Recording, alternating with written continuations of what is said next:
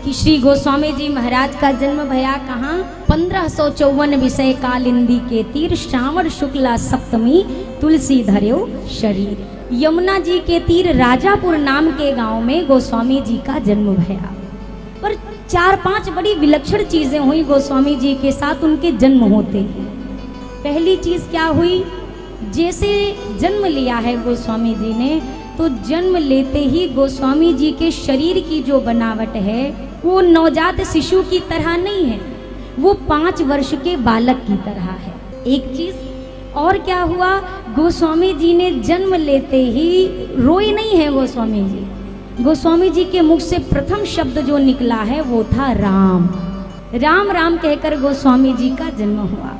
अगली चीज क्या हुई, गोस्वामी जी के जन्म लेते ही बड़े घंट घड़ियाल बजने लगे प्रसूतिका गृह में। अगली और क्या घटना घटी, जो नालक छेदन की विधि होती है जो दाई करती थी पूर्व के समय में, गोस्वामी जी की वो विधि भी नहीं करनी पड़ी थी। इतने सारे अलग सी चीजों को देखकर जो जन्म कराने वाली दाई थी वो घबराती हुई आई। गोस्वामी जी के पिताजी हैं श्री आत्मा राम दुबे जी, इनकी मैया का नाम है श्री हुलसी मैया। मैं इसलिए इस विषय पर चर्चा कर रही हूँ कि इन चीजों को जानना अति आवश्यक है कि कहाँ से ये कथा किस प्रकार हम तक आई है। दासी ने आकर तुरंत बताया, महाराज महाराज हुआ तो पुत्र, और रोते हुए बता रही है बेटा हुआ है। आत्मा राम जी ने कहा, अरे बेटा होने की खबर कोई रोते रोते देता है, ऐसी क्या रोने की बात है? अब ये कही महाराज, वही सारी आश्चर्य चीजों को बताया, ऐसी ऐसी घटना घटी, रोता नहीं है, राम बोलकर आया। और क्या था, गोस्वामी जी के मुख में 32 दांत थे जन्म के साथ। महाराज 32 दांत लेकर पैदा हुआ, लगता है 5 वर्ष का बालक है। हमें तो लगता है ना ये कोई साधारण बालक नहीं, ये ब्रह्म राक्षस है, ये कोई आसुरी शक्ति, ये बच्चा तो नहीं हो सकता। आत्मा राम जी ने तुरंत अपने गांव के जो पुरोहित पंडित थे उनको बुलाया। अब जब समय का मूल नक्षत्र का सब विचार किया जाने लगा तो अभुक्त मूल में गोस्वामी जी का जन्म हुआ।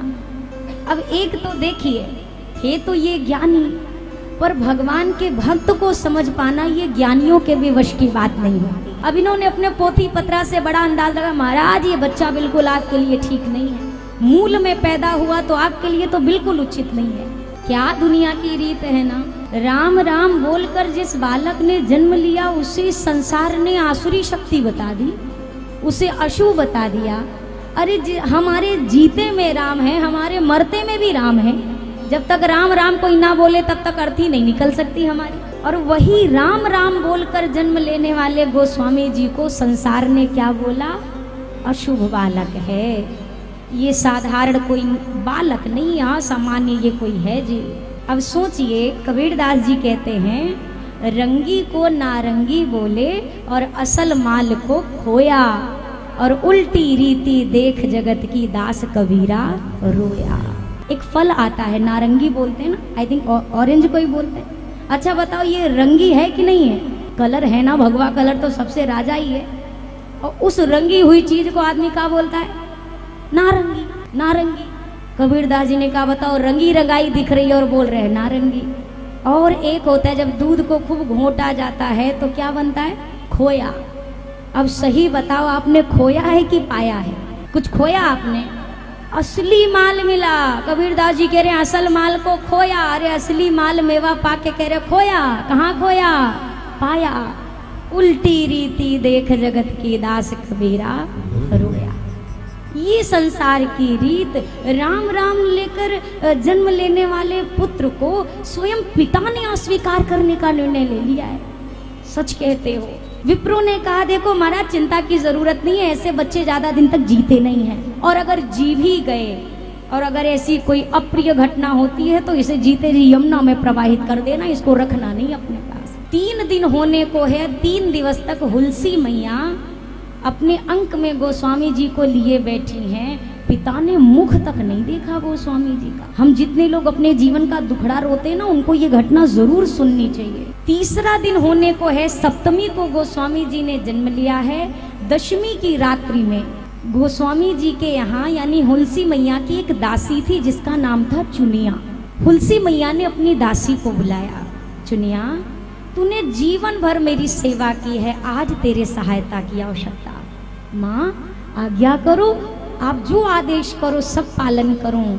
तुलसी मैया ने कहा, चुनिया जब से मेरा ये बालक मेरे अंक में आया था ना, मुझे नित्य महादेव के दर्शन हुए।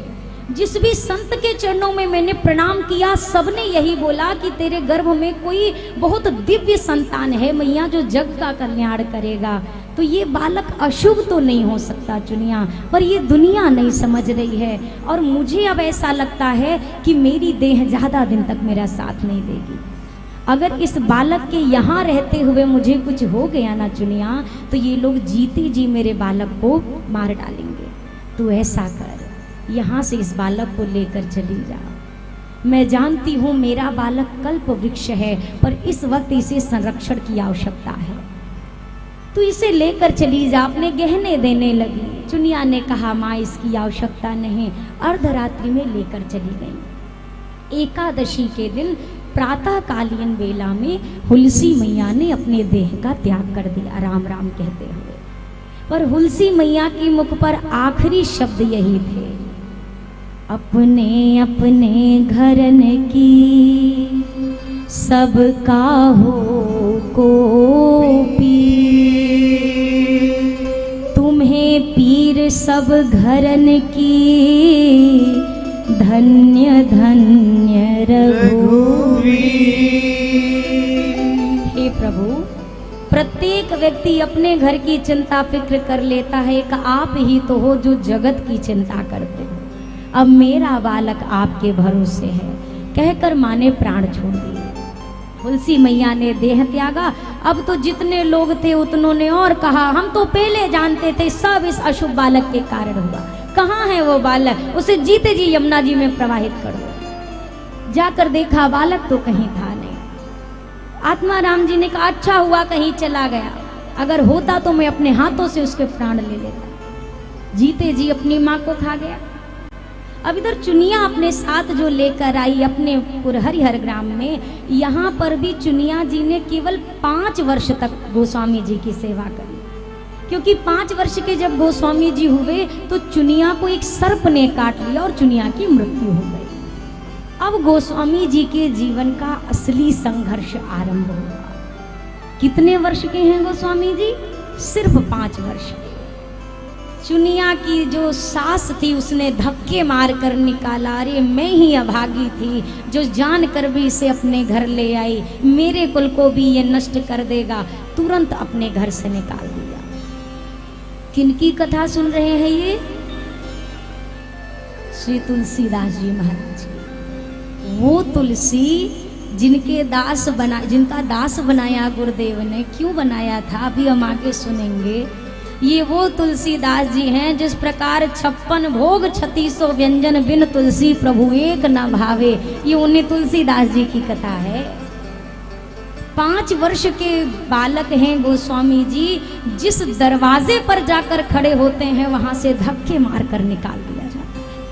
अरे निकल जाए यहाँ से, अगर तेरी छाया भी पड़ गई हमारे कुल का सर्वनाश हो जाएगा। अगर भीषण वज्रपात भी हो रहा हो, गोस्वामी जी ठिठुरते एक वस्त्र में किसी पेड़ की छाया तले खड़े हो जाते तो उस वृक्ष का मालिक आकर ढकेल कर भरी बारिश में फेंक देता, अरे हट जा, ये हरा भरा वृक्ष सूख कर कांटा हो जाएगा। गोस्वामी जी अपने कई ग्रंथों में अपनी उस अवस्था का वर्णन किया है। वारे ते, जब बचपन की अवस्था थी मेरी, मैं छोटा था, मेरी क्या स्थिति थी कि 4 ही फल जानत 4 ही चनक को। मतलब मेरे हाथ में अगर कोई 4 दाने चने के रख देता था ना, तो मुझे ये नहीं लगता था कि इस राम बोला को 4 दाने चने मिले हैं। मुझे लगता था कि अर्थ धर्म काम मोक्ष 4 फल मेरे हाथ में किसी ने रख दिए हैं। इतनी दयनीय स्थिति। गोस्वामी जी को भटकता देख, अच्छा उस समय भी किसी ने कोई मंत्र नहीं दिया, किसी ने कोई नहीं है प्रभु, अब तुम मेरे सहारे हो, अब तुम ही मेरे हो और कोई संसार में नहीं है। जब ये शिव मंदिर में बैठे गा रहे तो भगवान शंकर के कानों तक आवाज पहुंची। भगवान शंकर ने माँ भवानी की ओर देखा, उमा तुम जगजननी हो। अरे कैसी जगजननी हो पार्वती? क्यों प्रभु, मैंने क्या किया? अरे तुम जगदम्बा कही जाती हो। अरे संसार के हर बच्चे का ख्याल रखती हो। अभी भी तुम्हारा एक 5 वर्ष का बालक द्वार द्वार भूखा भटक रहा है, तुम जगजननी होकर अब तक उसकी क्षुधा ना मिटा सकी। कौन है प्रभु जिसकी आपको चिंता हो गई? अरे पार्वती, ये तो वो कल्प वृक्ष है जिसके मूल को आज कोई नहीं समझ रहा, लेकिन ये बीज जिस दिन वृक्ष बनकर तैयार होगा ना पार्वती, करोड़ों करोड़ों जीव इस वृक्ष तले बैठ करके अपने जीवन के समस्त विकारों से मुक्त हो जाएंगे। ये वो छाया प्रदान करने वाला कल्प वृक्ष है। राम बोला, वो देखो वहां पर भटक रहा है। तुरंत पार्वती मैया एक वृद्ध माता के वेश में गई। जैसे पुकारा वत्स पुत्र, दौड़ करके गोस्वामी जी आए। अपनी माँ को तो कभी देखा नहीं, दौड़ करके आए और गोस्वामी जी ने आकर कहा, तुम मेरी माँ हो क्या? हाँ, मैं तो जग की माँ हूँ। आप भगवान के घर से आई हो क्या? मैया ने कहा, हाँ हाँ, मैं भगवान के घर से आई हूँ। गोस्वामी जी ने कहा, हाँ मुझे लगा ही था, क्योंकि सब कहते थे कि मेरी माँ भगवान के घर गई है, तो तू भगवान के घर से आई ना मैया? अच्छा हुआ तू आ गई, मुझे बहुत भूख लगी है। उस समय अन्नपूर्णा माँ ने अपने हाथों से खीर का प्रसाद गोस्वामी जी को पवाया। कितने दिन तक पवाया? तो 1 साल तक मैया पार्वती ने गोस्वामी जी का संरक्षण किया। पर ये दुनिया कितने हद तक निष्ठुर हो सकती है, आप इसका समझिए दृष्टिकोण। अब तक गोस्वामी जी जब भिक्षा मांगते थे द्वार द्वार, तो ये धक्के देकर भगाते थे। अब जब 1 वर्ष तक किसी के दरवाजे नहीं गए, तो भी इस दुनिया को समस्या, अरे ये राम बोला भीख नहीं मांगता, अब ये राम बोला आता नहीं है। कहाँ है ये राम बोला? सुना है केवल मंदिर में बैठा रहता है, न भिक्षा मांगे न भोजन मांगे, फिर भी इसका पालन कैसे हो रहा है? अब एक वृद्ध महिला को लगाया सेवा में, जरा पता करो, अगर तुम नहीं दे रहे, अगर कोई और दे रहा है, तो भी संसार को तसल्ली नहीं है। एक वृद्ध लगी, वृद्धा, जैसे मैया पार्वती आई, अब ये लगी पूछने, कौन हो, क्यों इसको भोजन कराती हो, तुम्हारा इससे क्या संबंध है? 1 दिन हुआ, 2 दिन हुआ, माँ ने जाकर कहा, बाबा अब तो गांव वाले आक्षेप करने लगे, बड़ी विघ्न डालते हैं, अब जाना मुश्किल लग रहा है, अब इस बच्चे की कोई स्थायी व्यवस्था करिए। उस समय महादेव ने कहा, हाँ भवानी, अब मैं इस बच्चे की स्थायी व्यवस्था करूँ। अगर आप कर सकते थे तो पहले क्यों नहीं किया? महादेव ने उस समय एक बड़ी अच्छी बात कही, भवानी ये बच्चा अपने माँ के मातृ सुख से अब तक वंचित था। अगर इस सुख से ये वंचित रह जाता, तो जो करुणा, जो वात्सल्य एक माँ से बच्चे के भीतर आती है ना भवानी, वो इसके अंदर नहीं आ पाती। अब आपकी ममता ने इस बच्चे के रोम रोम को वात्सल्य और प्रेम से भर दिया है। अब इसे माँ की कमी, माँ की ममता की कमी कभी नहीं महसूस होगी। अब मैं इसकी स्थायी व्यवस्था करूँगा। और उस समय गोस्वामी जी महाराज के गुरुदेव कौन हैं? श्री नरहरि दास जी महाराज। कुछ लोग नरहरिया दास जी या नरहरियाचार्य जी या नरहरि दास जी कई नाम से संबोधित करते। श्री अनंत नंदाचार्य जी महाराज के शिष्य हैं श्री नरहरि दास जी महाराज। स्वप्न में नरहरि दास जी को दर्शन दिया महादेव ने। आप जाइए, इस ग्राम के इस क्षेत्र में एक राम बोला नाम का बालक है, आप उसको जाकर अपना संरक्षण प्रदान करिए। प्रभु ऐसा कौन सा बालक है जिसकी चिंता स्वयं महादेव को हो गई? अरे है ना मुनिवर, आज जिसकी चिंता में मैं लगा हूं ना, एक दिन यही बालक पूरे संसार की चिंता को हरेगा। बस लेकिन अभी इस बीज को संरक्षण की आवश्यकता है, इसीलिए आप जाइए। नरहरि दास जी पहुंचे। आज दूसरी बार इतने वर्षों में ऐसा हुआ था, किसी ने प्रेम से आवाज लगाई थी गोस्वामी जी को। जैसे वत्स कहकर, पुत्र कहकर बुलाया ना, दौड़ करके गए गोस्वामी जी, प्रणाम किया और प्रणाम करके उन्होंने क्या किया, बैठे। अब गुरुदेव भगवान अपने हाथ से जान रहे थे भूखा है बालक, तो भोजन पवाने लगे। भोजन करा रहे तो क्या देखते हैं, गोस्वामी जी ने ना अपने गुरुदेव की धोती का ये कोना पकड़ रखा था, आंचल का कोना नहीं छोड़ रहे थे, कस के मुट्ठी से बंद रखा था। गुरुदेव ने कहा, पुत्र ये तुमने मेरे आंचल के कोने को क्यों पकड़ा हुआ है, धोती के कोने को। उस समय गोस्वामी जी ने कहा, आपको पता है 1 वर्ष पहले मेरी माँ ने आना शुरू किया था। मेरी एक मैया आती थी और वो ना अब नहीं आती, वो चली गई मुझे छोड़ के, और मैं जानता हूँ मेरी ही गलती थी क्योंकि मैंने उस माँ का आंचल नहीं पकड़ा था। अगर आंचल पकड़ रखा होता तो मुझे नहीं छोड़ के जाती, इसीलिए मैंने आपका आंचल कस के पकड़ा है कि जैसे मेरी माँ मुझे छोड़कर चली गई वैसे आप मुझे छोड़कर नहीं जाओ। गुरुदेव ने सजल नेत्रों से कहा, पुत्र मैं अब तुझे छोड़ने नहीं आया, मैं तो आपको अपने साथ ले जाने आया हूँ, चलोगे। गोस्वामी जी ने कहा, प्रभु जो बनाओगे बन जाएंगे, जहाँ भेजो वहीं जाएंगे, आप जो कहो मुझे सब स्वीकार। चल पड़े गोस्वामी जी। बसंत पंचमी के दिन गोस्वामी जी का दीक्षा संस्कार किया गया, यज्ञोपवीत संस्कार प्रदान किया गया, गायत्री का मंत्र दिया गया। गोस्वामी जी से कहा गया, पुत्र तुम्हारा नाम क्या है। अब गोस्वामी जी का तो नामकरण ही आज तक नहीं हुआ है। आप जरा इस बात पर ना जरूर गंभीरता से विचार करिए कि अगर इन भक्तों के जीवन में इतना संघर्ष है, हमारे जीवन की छोटी मोटी परेशानियां किस गिनती में आती हैं। आज तक नामकरण नहीं। गोस्वामी जी ने कहा, मुझे तो नहीं पता, जब से जन्म लिया चुनिया माँ कहती थी मैंने जन्म लेते ही राम कहा था, इसीलिए लोग मुझे राम बोला कहकर बुलाते थे। गुरुदेव ने कहा, अच्छा राम बोला तो आज मैं तुम्हारा नामकरण करूंगा। नाथ जो आपको उचित लगे नामकरण करो, क्या नाम रखोगे। उस समय गुरुदेव ने कहा, पुत्र भगवान को ना तुलसी दल अति प्रिय है, बहुत प्रिय है। अब आप यकीन करो, मतलब संसार का कोई भी पुष्प कोई भी पत्र हो वो बासी नहीं चढ़ सकता है, कुछ भी नहीं, ताज़ा ही अर्पित होता है। पर तुलसी दल की कितनी महिमा है, ताज़ा हो ताज़ा चढ़ाइए, ताज़ा नहीं उपलब्ध है तो सूखी तुलसी भी अर्पित हो जाती है। सूखी तुलसी का दल भी नहीं है तो तुलसी जी की जो काष्ठ होती है उससे तक भोग लग जाता है, वो भी नहीं उपलब्ध है तो चढ़ी हुई तुलसी को पुनः स्वच्छ करके भी भोग लग जाता है। इतनी तुलसी की महिमा है।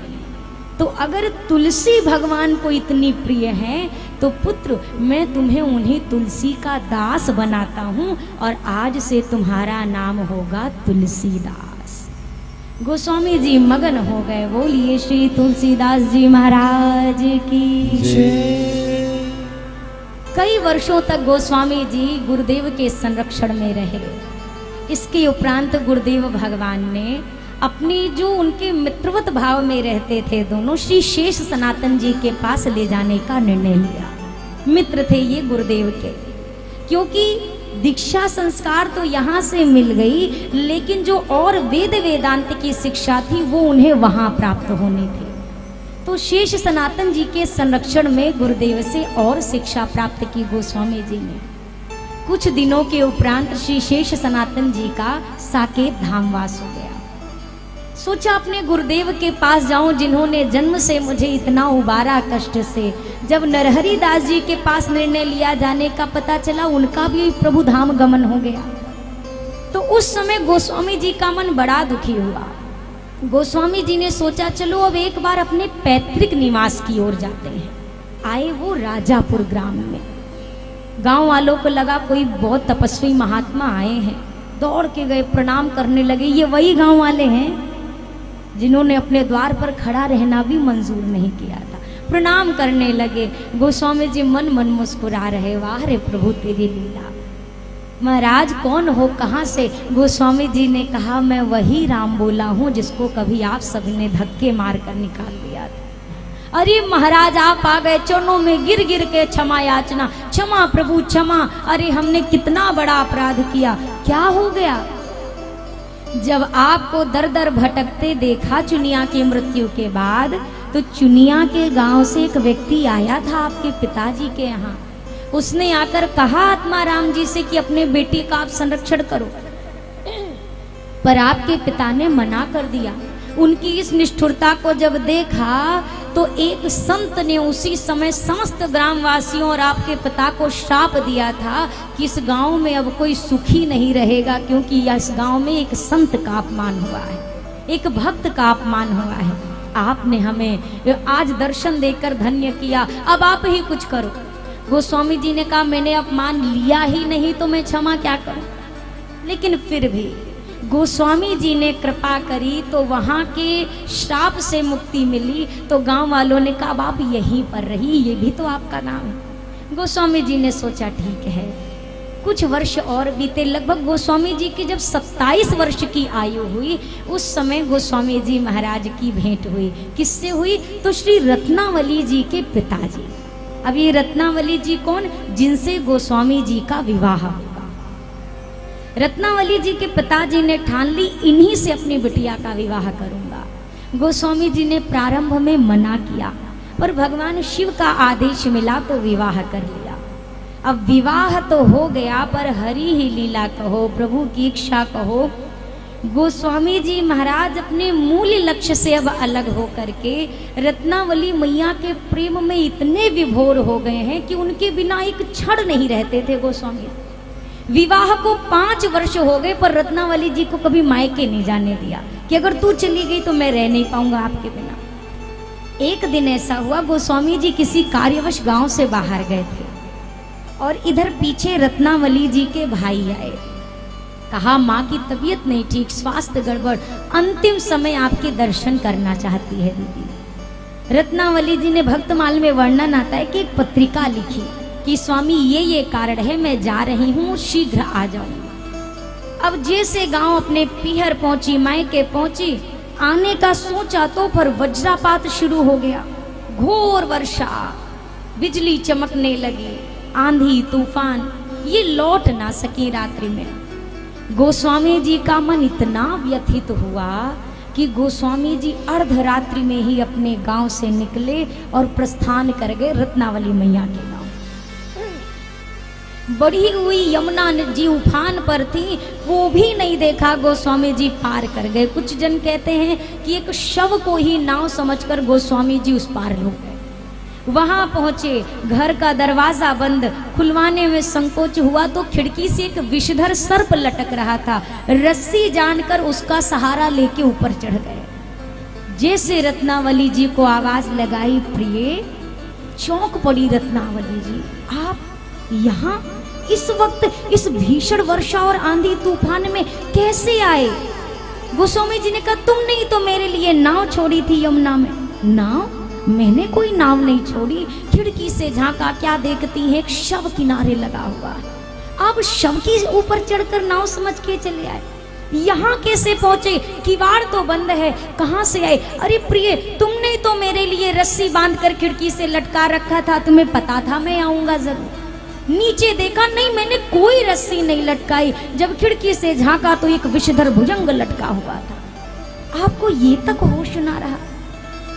जो रत्नावली मैया ने कभी गोस्वामी जी से ऊंचे स्वर तक में बात नहीं की थी, आज रत्नावली मैया का जो हृदय था बहुत आक्रोश से भरा, दुखी भी हुए। रत्नावली मैया ने कहा, अरे स्वामी, हाड़ मांस की देह ममता में ऐसी प्रीत, और जो होती रघुनाथ सो तो ना होती भवभीर।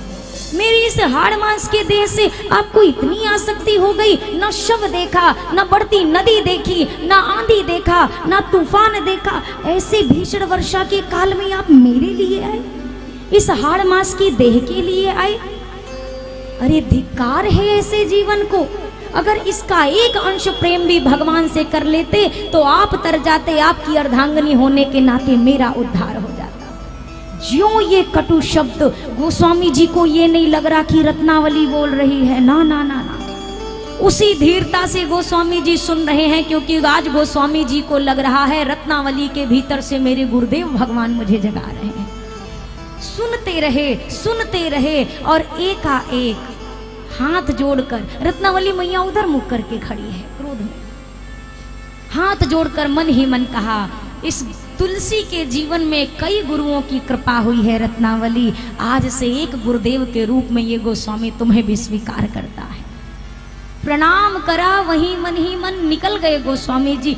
जैसे गोस्वामी जी निकले, रत्नावली माँ चौंक पड़ी, हाय हाय ये मैंने क्या कह दिया, अरे मैंने कैसे इतने शब्द बोल दिए। रोने लगी, बिलखने लगी। माँ पिता आए, भाई आया, क्या हुआ, अरे कोई जाओ, बस मेरे प्राणनाथ को ले आओ, उनसे क्षमा करना, मुझे अभी जाना है। अरे दीदी धीरज तो धर, क्या हो गया है, अरे मेरे स्वामी आए थे, ना जाने मैं क्या क्या बोल बैठी, मुझे बस उन्हें क्षमा करके बस मनाना है, बस क्षमा मांगनी है, कुछ भी करो लेकर आ जाओ, तू यहीं रह, मैं जाता हूँ। भाई गया, जैसे गया प्रणाम किया, क्षमा करिए जीजा जी, घर गृहस्थी में तो ये बातें होती रहती हैं। अगर दीदी से कोई गलती हुई मैं क्षमा मांगता हूँ, आप अभी लौट चलिए। गोस्वामी जी ने कहा नहीं भैया, तुम्हारी दीदी ने तो आज मेरा कल्याण करा है, आज रत्नावली जैसी कृपा किसी ने तुलसी पर नहीं की है, बड़ी कृपा, अब नहीं जाऊंगा। रत्नावली जी के भाई ने कहा अरे नहीं, मैं क्षमा मांगता हूँ, अरे ये कोई यात्रा का समय, ये सोने का समय है, अर्धरात्रि की बेला है, आप चलिए अब सो जाइए, सुबह मैं तुरंत आप दोनों को विदा कर दूंगा, मेरी गलती थी, मैं जीजी को ले आया। गोस्वामी जी ने कहा नहीं नहीं भैया, अब ये सोने का समय नहीं है, अब ये जगने का समय है, अगर अब भी नहीं जगा तो फिर मैं जीवन में कभी जग नहीं पाऊंगा। ये मत समझना रत्नावली से कहना मैं क्रोधित नहीं हूँ, बस धन्यवाद देना रत्नावली को मेरी ओर से। अब ये तो नहीं पता इस देह से कभी भेंट होगी नहीं होगी, पर हाँ मैं रत्नावली का जीवन पर्यंत उपकारी रहूँगा।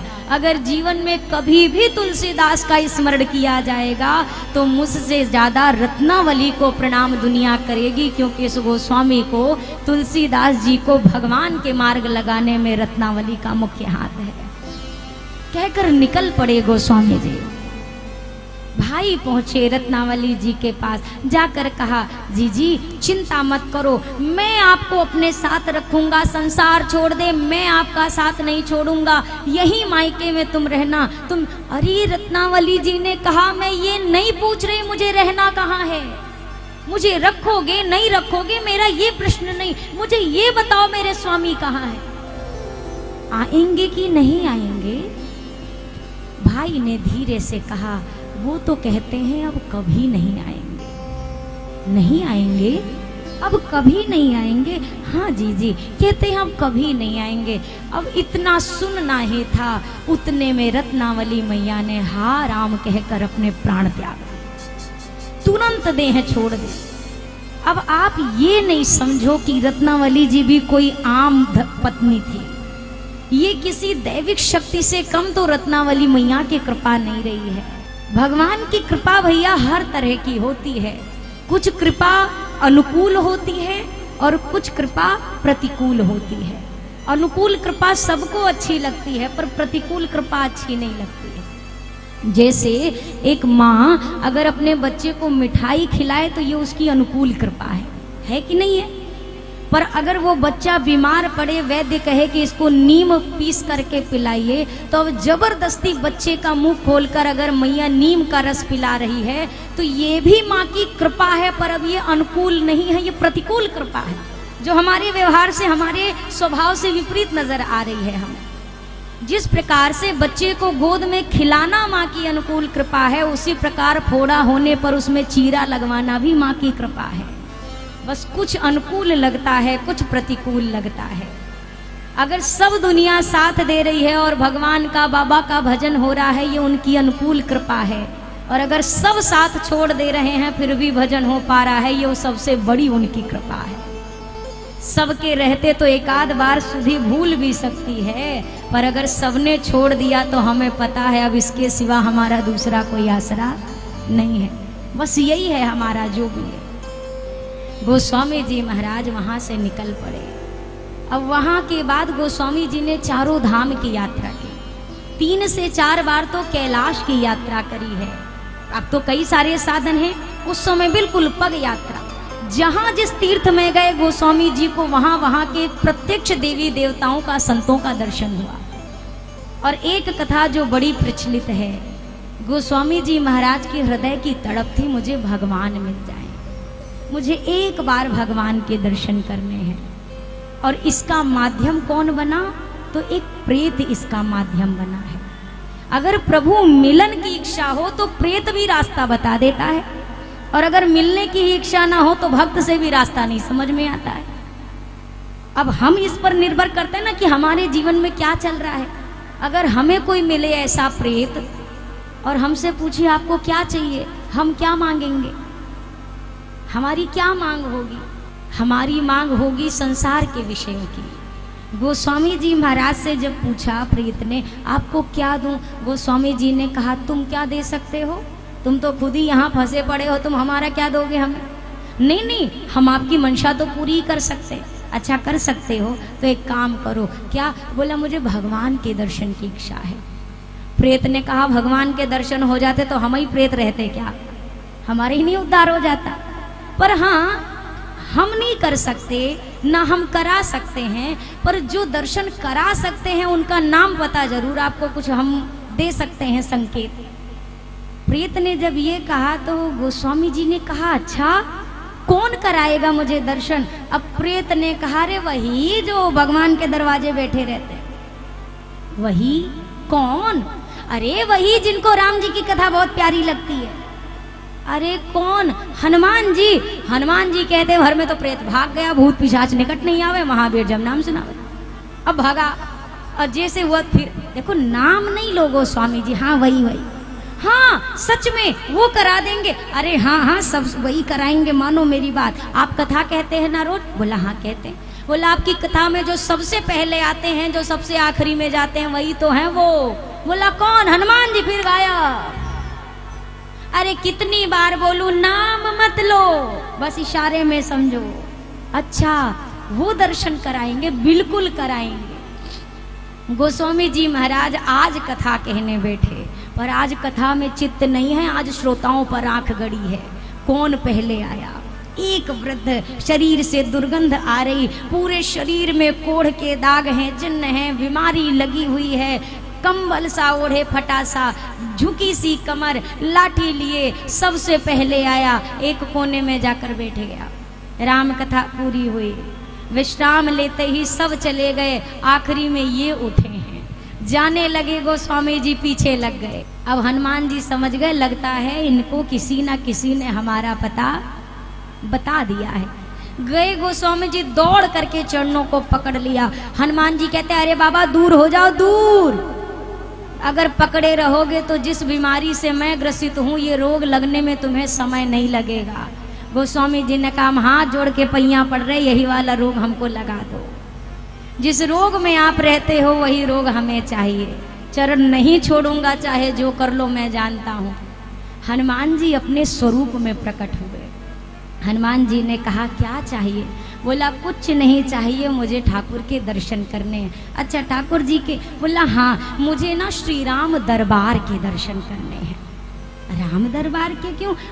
गोस्वामी जी ने कहा, राम दरबार के दर्शन में फायदा है। राम दरबार के दर्शन करूंगा तो राम जी भी मिलेंगे, किशोरी जी भी मिलेंगे, लक्ष्मण जी भी मिलेंगे, भरत जी भी मिल जाएंगे, और शत्रुघ्न जी भी, पूरे राम पंचायतन का दर्शन होगा मुझे। ठीक है। अब एक दिन क्या हुआ, गोस्वामी जी महाराज चित्रकूट में निवास कर रहे हैं। दो युवक, बिल्कुल किशोर अवस्था के दो किशोर, अश्व पर आरूढ़ होकर घोड़े पर बैठ करके गोस्वामी जी के सामने से निकले। अब गोस्वामी जी महाराज ने देखा तो गोस्वामी जी निहार के मन नहीं भर रहा है। भरे तो भरे कैसे, भगवान दिख गए। अब नेत्र नहीं अघारे। फिर गोस्वामी जी के, अरे अरे अरे, कहाँ जगत के बच्चे के मोह में फंस रहे हो गोस्वामी जी? भगवान चाहिए, भगवान, इनके मोह में नहीं। जब आंख बंद करें वही दिखाई दे। फिर अपने आप से कहें, अरे फिर उस बच्चे में मन अटक गया, अरे भगवान चाहिए मुझे, भगवान। गोस्वामी जी ने फिर हनुमान जी को याद किया। हनुमान जी से कहा, पता नहीं मेरा मन उन दो बच्चों में क्यों अटक गया है, मुझे तो भगवान चाहिए। हनुमान जी ने कहा, वो कोई बच्चे नहीं थे, भगवान ही तो थे, भगवान थे। गोस्वामी जी ने कहा, गलती हो गई, गलती हो गई। हनुमान जी ने कहा, देखो हमारा वाला पूरा वादा, हमने बोला था दर्शन कराएंगे सो करा दिया। गोस्वामी जी ने कहा नहीं नहीं नहीं नहीं, ऐसे नहीं होता है प्रभु, ये तो साफ साफ बेईमानी है, हम तो जान ही नहीं पाए वो भगवान है। एक बार और, ठीक है, अब इसके बाद नहीं कहना। गोस्वामी जी ने कहा नहीं कहेंगे। आज गोस्वामी जी चंदन लेकर बैठे हैं और एक बड़ा सुंदर दोहा प्रसिद्ध है संसार में। गोस्वामी जी चंदन घिस रहे हैं, इतने घिसते घिसते एक छोटा सा बालक आया, 5 वर्ष के करीब का, आकर कहता है बाबा ए मोए भी चंदन लगा दे। और गोस्वामी जी के अरे बालक तू और कहीं जाना, ये चंदन मैंने अपने भगवान के लिए अरे बाबा थोड़ा सा तो लगा दे। गोस्वामी जी कहे लल्ला तू कहीं और जाकर खेल, तू यहाँ चंदन का क्या करेगा, तू चला जा यहाँ से। हनुमान जी ने कहा जे फिर नहीं पहचानो, फिर हमारी खोपड़ी खाएंगे, दिखाओ दिखाओ दिखाओ। तो तोते के रूप में हनुमान जी महाराज ने बोला, चित्रकूट के घाट पर भई संतन की भीड़, चित्रकूट के घाट पर भई संतन की भीड़, तुलसीदास चंदन घिसे तिलक लेते रघुवीर, तुलसीदास चंदन घिसे तिलक लेते रघुवीर।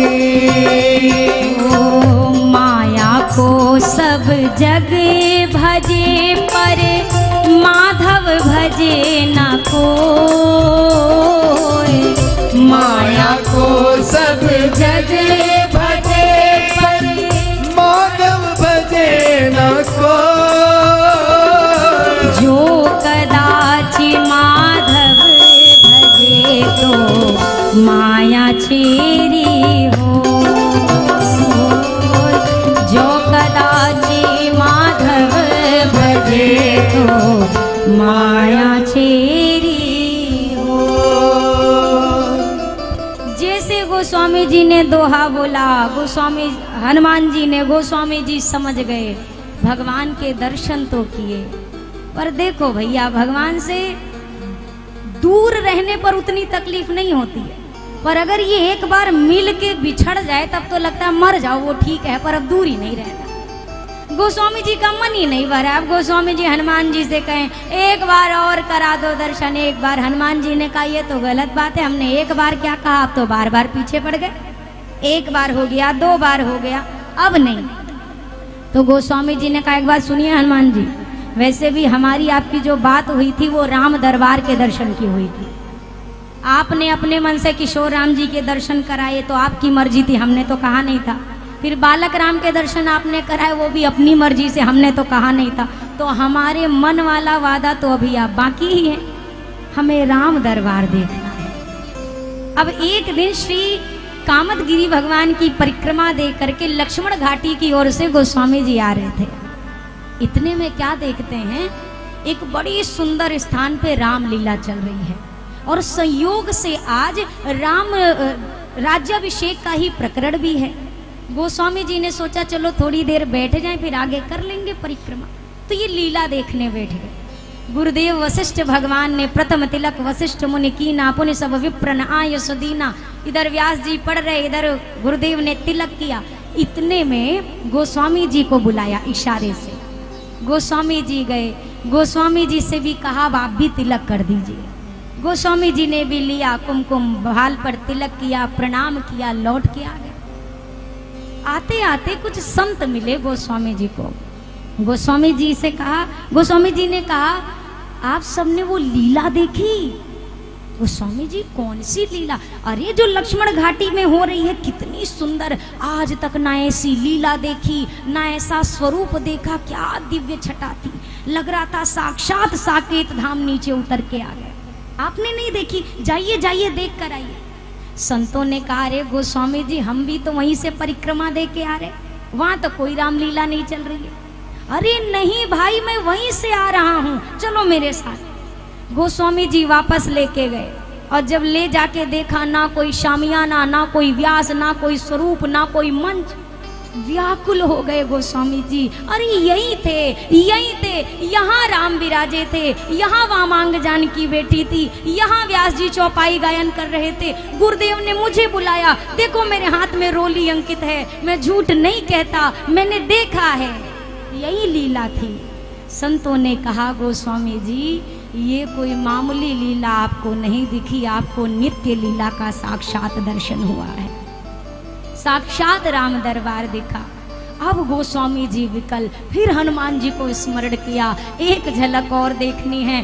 जब दिखाया आपने धोखे में ही दिखाया, कभी मैं जान ही नहीं सका, हर बार धोखे से दर्शन कराया।